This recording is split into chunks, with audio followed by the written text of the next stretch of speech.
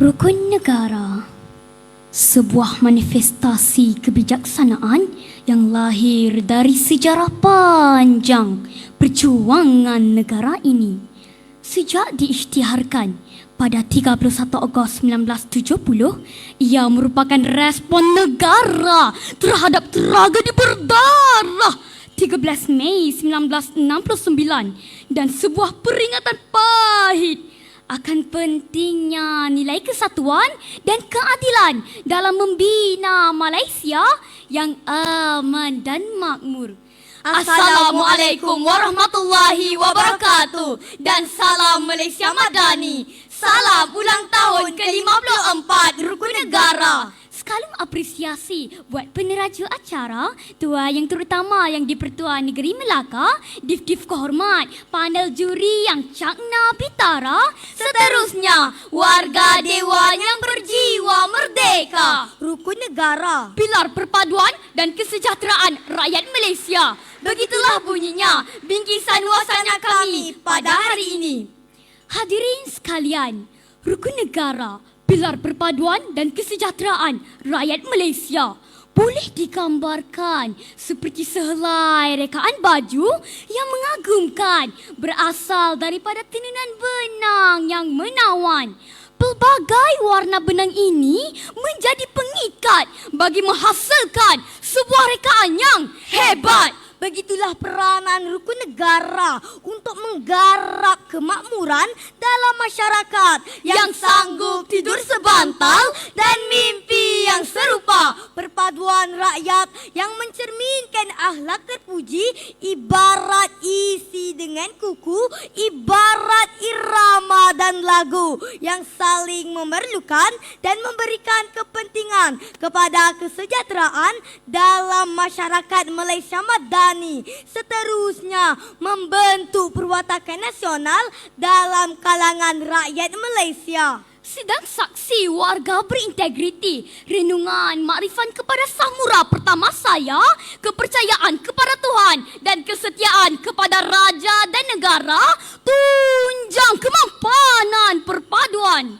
Sedarkah kita bahawa ungkapan ini mampu merubah paradigma kemampanan perpaduan kini yang bersikap bagai enau dalam belukar, melepaskan pucuk masing-masing? Kita lihat pada masa ini kebanyakan warga kita sibuk mengejar kemewahan duniawi kerana bagi mereka hidup yang singkat ini perlu diisi dengan kemewahan tanpa mengisi kerohanian, ketuhanan.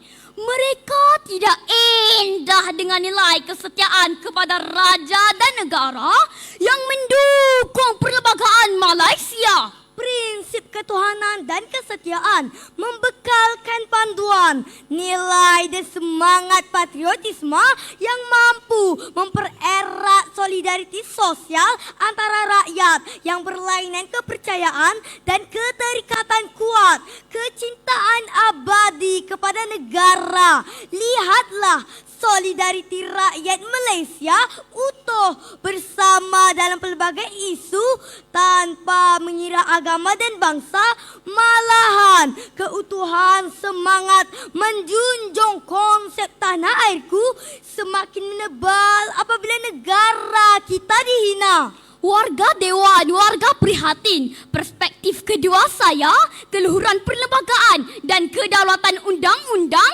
membentuk kontrak dinamis.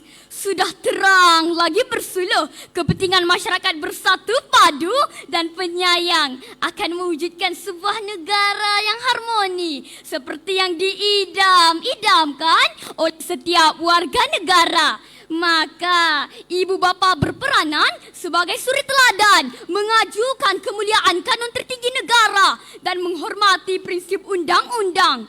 Hal ini demikian kerana anak-anak diibaratkan sehelai kain putih dan ibu bapa lah yang akan mencorakkannya. Lagipun ibu bapa berperanan untuk mendidik anak-anak sejak kecil. Ibarat melentor buluh biarlah ketika rebong, supaya anak-anak menaakul kontrak kemerdekaan bersama dan mematuhi perundangan di Gubal. Kerana bagaimana acuan, begitulah kuehnya. Warga negara pastinya berjaya menggarap pelbagai fasal perlembagaan dan menerima kewibawaan institusi undang-undang di Malaysia. Warga Dewan yang dirahmati, proksi ketiga saya, kesopanan dan kesusilaan mendukung mentaliti bangsa karamah insaniah. Lebih enam darsawarsa, kita mampu hidup berpadu, ibarat seikat basireh, Seliang bagai tebu, serumpun bagai surai. Elemen tata susila dalam berbicara menjadi tanda bangsa Malaysia semakin santun dan berhikmah.